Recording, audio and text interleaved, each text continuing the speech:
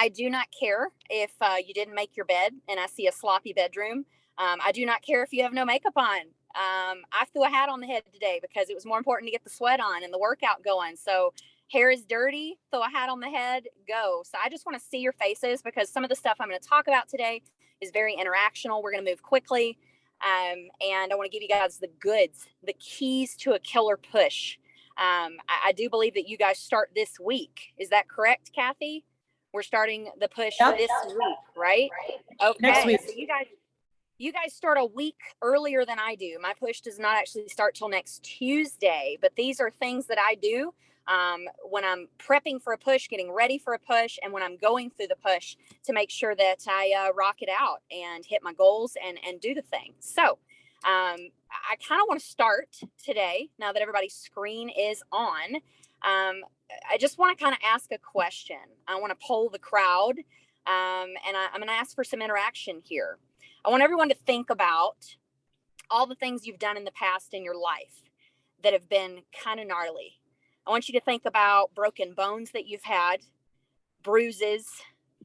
Who's got some scars? Show of hand. Who has a scar on their body? Maybe it's from a surgery. Maybe it's from falling off of a riding lawnmower like I did in Alabama. I don't know. Maybe it's from getting in a tanning bed. I went to way too many tanning beds when I was a kid, and the 300-pound lid of the bed smashed my wrist, and I had to have surgery on my wrist. I broke 9 bones because of a freaking tanning bed. Tanning beds will kill you. That's right. Stay away from tanning beds. Raise your hand if you've got scars. That's my point. Okay. We all have scars, and I want to just mention that scars are direct results of what's happened to us in the past because of the decisions that we've made.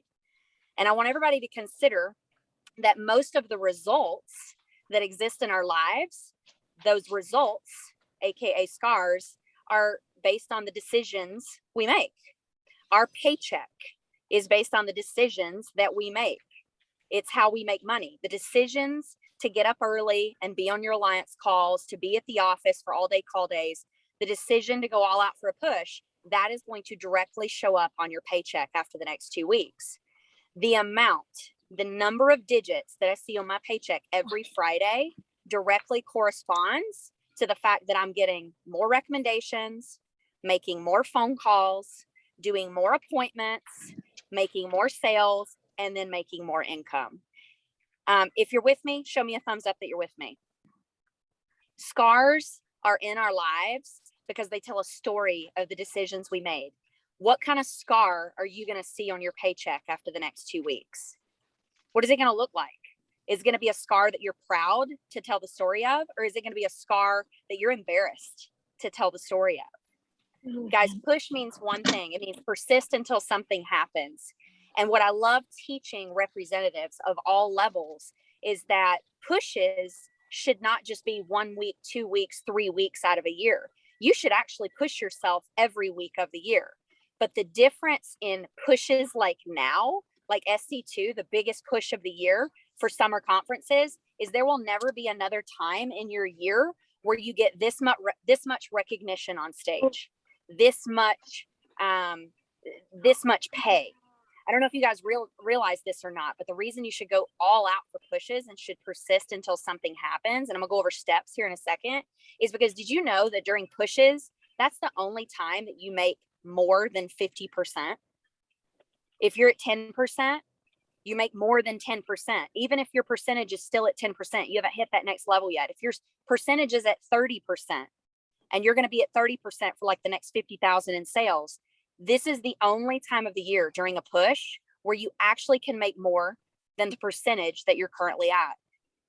You know why? It's because the push prizes, baby. You can win knives, you can win TVs, you can win iPads, iPods. What are those earbud things called? Whatever that is, like you win prizes. These things are expensive, and the company's throwing money at you just to reward you for working hard. So do you want to have the scars on your paycheck and the scars at the end of this push that you kind of half butt did everything? Or do you want to have the scar of, oh my God, this is the gnarliest story ever. I was on this lawnmower and I thought I could do a cartwheel off of it and it didn't work out. And now I got this crazy gnarly scar on my arm because of it. And you get to tell people the story and everybody's so engaged because they want to hear what you went through. What kind of scars are you going to have from this week? So I've got a couple steps for you guys. I've got 4 steps. So if you're taking notes, I want to share those with you. Step number 1. We'll call that key number 1, killer keys for an awesome push. Key number 1, you need to be on the same page with your manager. Kathy, I know you've got about 60 people on this call and you don't specifically manage each person. Each of you has someone, whether it's an assistant manager or a district manager of your office, that gives you hands-on, feedback and help. Key number 1 is you need to, during your push at all times, be on the same page with your manager. No matter what, be on the same page with your manager. Your manager needs to know what goals you have for the push and what it takes to hit them. It's important also, if there are any managers on this call, it's important for your managers to respect your numbers. So when you meet with your manager or talk to your manager today as your push is starting, you need to notify them of what things you've got in your schedule and hold them accountable to holding you accountable that one day of the push, you've got something going on with family. But the other 17 days of the push, they have every right to push you and hold you accountable. Be on the same page with your manager. If you are not on the same page with your manager, if you've not had a PC yet, my advice for you is to go ahead and get a lunch with your manager now, not later. Do it now. Get a phone call. If you're not muted, just mute yourself because I'm picking up. Somebody just said, what the heck?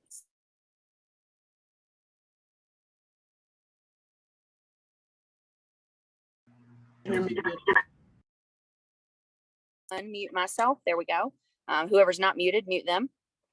Make sure that you discuss your goal, but you're clear about it. Guys, you're in sales. Your job is to be good at reverse psychology. So pull the Jedi mind trick. Ask your manager how much they want you to sell for the push. Well, what would you like me to hit? How big do I need to go for the push? So if you're having an issue of knowing what your goal is, then ask your manager for help. Do the reversal.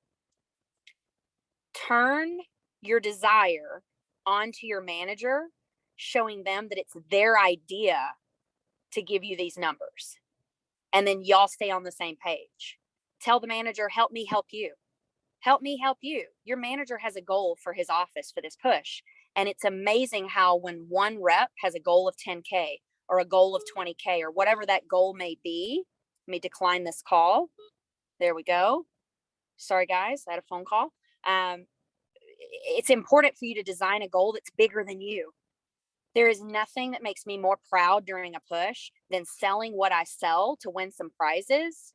But most importantly, helping my office be number 1. So when you're talking to your manager and you're getting on the same page with them, find out what the office goal is and say, you know what? I want to be 10% of that. What's our goal, office? I want to be 5% of that or 20% of that. I want to be your number 1 rep. Design a goal that focuses on not just helping you with your manager, but helping your manager. It's the help me help you. Get out of self and get into others. So be on the same page with manager. Now I'm going to give you each of these keys, guys. And at the end of each key, after I tell you a little bit more about it, I'm going to ask you to do an action step. So everybody write down this action step. Key number 1 action step, pull out your cell phone right now. Pull out your cell phone right now and text your manager your goal for push. And if you do not have a goal for the push, text your manager, hey, I need help deciding and designing what my goal is going to be. Take your cell phone right now, text your manager what your goal is for push. And if you don't have a goal, ask them for help. Thumbs up if everybody did that action step. I'm looking around the screen here. I'm looking for lots of thumbs ups, thumbs ups, thumbs ups. Thank you. Thank you. Thank you. Good deal. Okay, moving on. Key number 2. Key number 2, if you want to plan your success, you got to plan your push. First, you got to be on the same page with the manager. Number 2, key number 2 for a killer push, if you want to do it right, if you want to plan to be successful, you got to plan your push. Pushes don't just happen. Yes, we can work hard and we can persist until something happens, but guys, it's a completely different push when you have a plan in place and you just run the schedule. Does that make sense? It's different when you just run the schedule. So plan your push. That's key number 2. Now, you can do some of this planning with your manager, but most importantly, guys, you need to make sure that your push is not off the cuff and lackadaisical. There is no one on this call that should be only doing 2 or 3 appointments a day. That's not a push. That's a normal work week. 2 to 3 appointments a day, 10 to 15 demos a week should be a normal work week. That's not a push. So if you're looking at your past work and past what you've done thus far, hopefully I'm calling a couple of people out here and being a little assertive. I want you to really decide, have I been doing this job part-time, or am I giving it my absolute best? Am I actually going to push, or am I going to work my push like a part-time job? Questions to ask yourself while you're planning. When are the all-day call day meetings? Do not miss those. Do not miss your all-day call days. Those phone calls have to be in your schedule, because if you don't plan for those to be in your schedule and you say, oh, I'm just going to sneak an appointment in on Zoom, you're taking away valuable time that could line up 5 more demos, 5 more service appointments, 5 more phone calls to help someone replace some stuff over the phone. Phone calls have to happen so that you can get more appointments. When you're planning, when are the office meeting times? I know Kathy and a lot of the district managers in your division are going to have some really awesome meetings. There might be a BLBB meeting. If you don't know what that is, I'm not going to give it away. There might be a specific office meeting that you don't need to miss, a specific office hangout just to kind of reinvigorate you and keep you with the office. I'm going to be very clear. Your meeting times should not ever, ever in a push or non-push be skipped to go sell more CPO. Those meetings are so important to keep you in line, to keep you on cue, to keep you excited during the push. So make sure in your plan you have your office meeting times, whether that's in the morning meetings, the conference calls, whatever all day call days you have, make sure those are in there. Now, when it comes to sales and you're planning your push, oh, I see somebody just posted some dates. Great. With the sales, when you're planning this push, I think it's important for you to know your numbers. So write that down. This is all still part of key number 2. Like, key number 2 is planning, right? You got to plan the push. I wonder, and I'm just going to ask a question here by show of hands. Who knows what their average order is right now, today? Who knows what their average order is today? Okay. If you know your average order, you're one step ahead of everyone else. If you don't know your average order, go to Vector Connect and look up your average order. Your manager can show you how. The key to a killer push, one of the bigger keys, is planning and knowing your numbers. For me, I knew what my average order was. My average order today is higher than it was when I was having 10K, 15K pushes. But I'll give you guys an example. If your average order is $300, then you need to work that backwards if your goal is a $10,000 push. If your goal is a $10,000 push, you're going to need so many orders times 300 to equal 10,000. Now I got to take it a step further. You need to know what your closing percentage is. If you do 10 demos, how many people buy something? Is it 7 out of 10? Is it 8 out of 10? Is it 5 out of 10? And we need to increase that closing percentage. For me, I know my numbers right now. My numbers right now, and this is going to spook a lot of people, but I know my numbers to the T. My average order this week is $800 per sale. So per sale I make is $800. Now I don't share that to brag. I share that because I've been doing this for 12 years and I know my numbers. I've grown my average order the longer I've been here. I also know that if I have an $800 average order, I know that I have a 72% closing ratio. That means for every 10 people I do a demo with, 7 out of 10 buy something. Guess what, guys? I have no sales too. There are people that don't give me their credit card. I know it's ridiculous, right? I hate that too. I hate that those other three people don't buy stuff. Whatever. Some will, some won't. Who cares? Next person. I know that with my closing percentage, 7 out of 10 times an 800 average order, I know how many demos I need to do to hit 10K. I know how many demos I need to do to hit 20K. I know how many demos I need to do to hit 30K. If you're hearing anything I'm saying, it's know your numbers, plan your push. What's your average order? What's your closing percentage? And then work those numbers backwards from 10K, 15K, 20K, whatever your goal is for push. Maybe your goal's not 10K. Maybe you just want to sell 5,000 in the next 2 weeks. Work the numbers backwards. If everybody understands what I mean by work the numbers backwards, give me a thumbs up. Thumbs up. Know your numbers. Closing percentage, average order, what your sales goal is. Work it backwards and go from there. Have your manager help you. Have your manager help you and then go from there. So here's the action step on planning. 2 was, if you want to be successful, plan your push. So the action step is, if you don't have a foolproof numbers plan in place for SC2, I want you to reach out to your manager right now and add that to your discussion with them. Add that to your discussion with them. It's not too late. The best time to plant a tree was 20 years ago. The next best time is now. If you don't have a plan that's this black and white for your push, start today. Know the numbers. Okay. All right. Key number 3. Key number 3. Get an accountability system in place. Get an accountability system in place.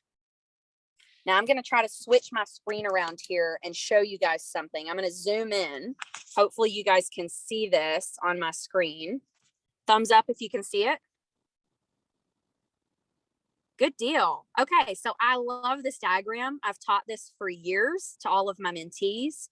This is your accountability structure for push, and you need to identify who each of these roles are. Guess who this is?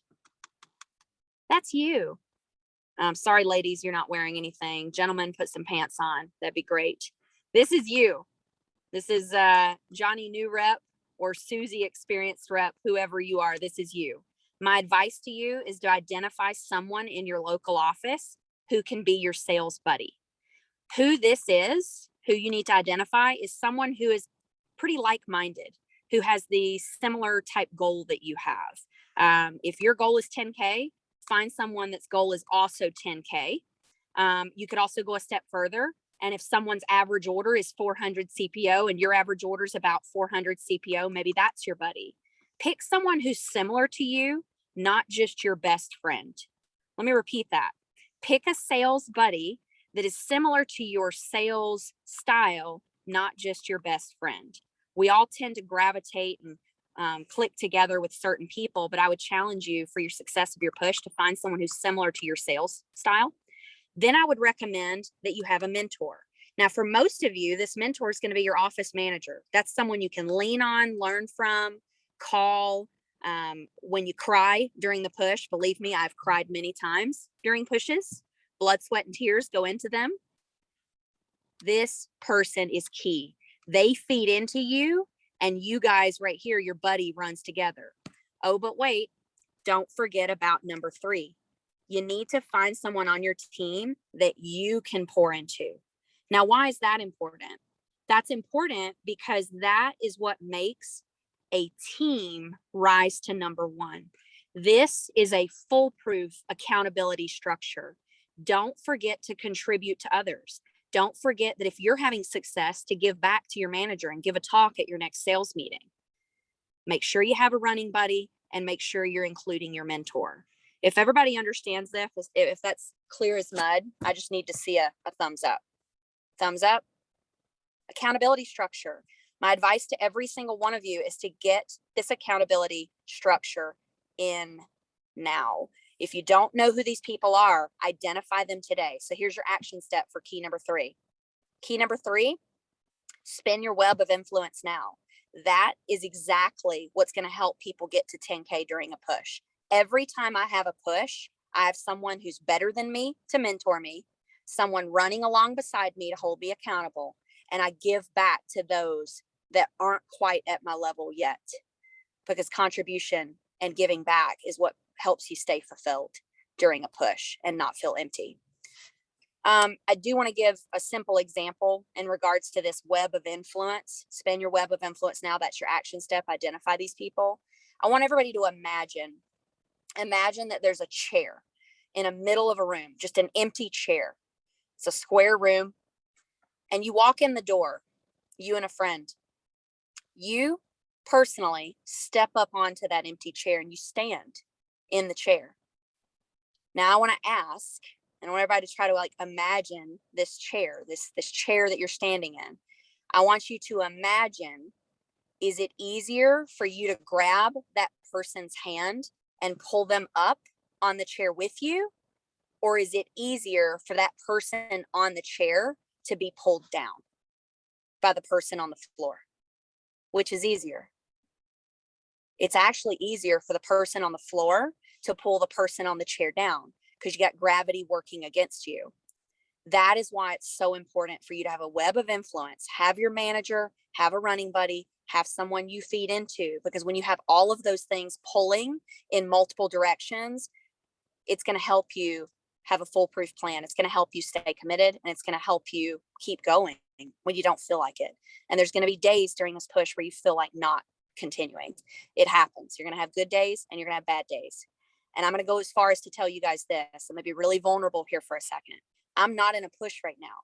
On Friday, I sold $6,000 on Friday on 3 orders. Yesterday, I was pulling teeth. I was a dentist on all of my appointments. I went 1 order for 5 demos, and my one past customer bought 240 CPO. That's sales. You're going to have good days. You're going to have bad days. But guess what? I got my butt up this morning at 6:30. I went to Orange Theory. I got a sweat on. I've gotten into work today, and it's a new day. And I already had a customer call and say he's going to come in with his wife, and they're looking for an ultimate. If I allow the bad days to hold me down and I didn't have accountability like my business partner in there to hold me accountable, it'd be easy to let bad days get to you. Don't let bad days do that. All right, key number 4. Let's wrap this up. Key number 4, believe that your big push is possible. Believe that your big push is possible. And I want you to underline or capitalize your big push. Believe that your big push is possible. Now, Kathy, I don't know if you're still there or listening, but I actually do want to call on a volunteer for this. I said this was going to be a little interactive, and I've got something I want to show all of your people, but I need a volunteer. And I'm going to tell you what I'm looking for when I say I'm looking for a volunteer. I'm looking for someone whose goal, they've got a plan in place. They know what their goal is. I don't really care what the number is of the goal at this point, but I just need a volunteer, and I need to ask them a few questions for everyone to watch. Do you have someone that's confident that I could actually role play a little bit with really quick? Yep, you've got one right in front of you. Okay. Who am I talking to? I got a lot of faces here. Her, Cassandra. Is Cassandra? Yes. Hey, Cassandra. How are you, sweetie? I'm doing well. How are you? I'm scrolling through faces here because, good, sweetie. Okay, so Cassandra, I have a couple questions for you about your push. Is that okay? Yes. Great. Are you an assistant manager? I feel like you're probably in management. Is that correct? Yeah, I'm the pilot for the Clear Lake office. Let me actually get closer to the computer. You're fine. Just talk. Okay, great. Can you hear me okay now? Oh, I can hear you great. That's so much better. So Cassandra, you're planning on pushing also while leading, right? So you're going to be a mentor to a lot of these people. You're going to have running buddies, I'm sure, that kind of keep you accountable. And then you're going to be giving back to all of these reps, right? Right. My goal is to really field train every single every appointment that I have during push. I want someone watching me do it. I love that. That's going to help you have a really fulfilled push. Okay, so just real quick, Cassandra, how long have you been with Cutco? Going on to 5 years. Going on 5 years. So I'm assuming this is not your first SC2 push. No, it is not. Okay. Would you mind sharing with me and everyone on the call, what is your goal for SC2 push? 40K. 40K. Awesome. Cassandra, 40K, is that a push that you've planned and you've looked at on paper, you know your numbers, you're excited about? Yeah, I calculated that I have 117 slots for the push. And I've calculated Okay, great. averages. Okay. So Cassandra, how confident are you? Let's say percentage wise, let's do a scale of 1 to 10, scale of 1 to 10, 10 being confident that you can hit 40K, 1 being not confident at all. Scale of 1 to 10, how confident are you that you'll hit 40K for SC2? I feel like I'm at a 9. I will say that I'm a little scared. Okay, Cassandra, are you looking at me? Can you see me? Yeah, I can see you. You said you're at a 9. Yes. You're at a 9? Okay, so I'm looking at you, Cassandra. I need you to double it. Got it. I will. I did not stutter. If you're an 8 or higher on confidence that you'll hit 40K, then that push number, it frankly is not scary enough. It's not scary enough. So I want everyone on this call to understand something. Okay. And you know what, Cassandra, what's awesome is 40K is not easy. It's not. Yeah. But if you're above, if you're an 8 or above, then your goal should be higher, sweetie. It should be higher because pushes, they are genuinely meant to stretch us. A rubber band, a rubber band doesn't work when it's just lying there. A rubber band is meant to be stretched. And frankly speaking, the only reason I would have not told you to double that goal and stretch a little further is if you said you were at a 7 or below. But if you're in an 8, a 9, or a 10, then you should be doubling your number and really going after it. And that probably seems unrealistic to you. And that seems really scary. That's the point. If you are listening, thank you, Cassandra. I know that requires a little bit of vulnerability. Everyone listening, if you're on this call and your goal for the push is 5,000 and you're like, oh, hell yeah, I'll sell 5,000, easy. If you feel that way, then your goal is not big enough. Now, if you have a goal of 10K, 20K, whatever, and you're like, that scares the bejeebies out of me. Well, then that's probably a good goal. Does everybody get my point? Mm-hmm. You've got to push yourself. That's the point of pushes. What you will learn in this business during pushes is that you have a 1 to grow on philosophy. When you fall down, you get back up again. You remember how I started? Most of the decisions we make are the scars that we get. The scars that we get are because of the decisions we make. Most of the decisions that we make, Cassandra, Kathy, everyone listening, most of the decisions we make are emotional decisions. A lot of people decide the push goal that they have because it's emotional. They're like, oh, they're attached to it and this, that, and the other. Make your decision about the numbers more than the emotion, but also push yourself. Push yourself. What is going to drive you to do more demos? It's the belief. What is going to drive you to do more phone calls? The belief. What is going to drive you to be at the office early in the morning when you don't feel like it? The belief. I am still in Cutco today because years ago, someone inspired me.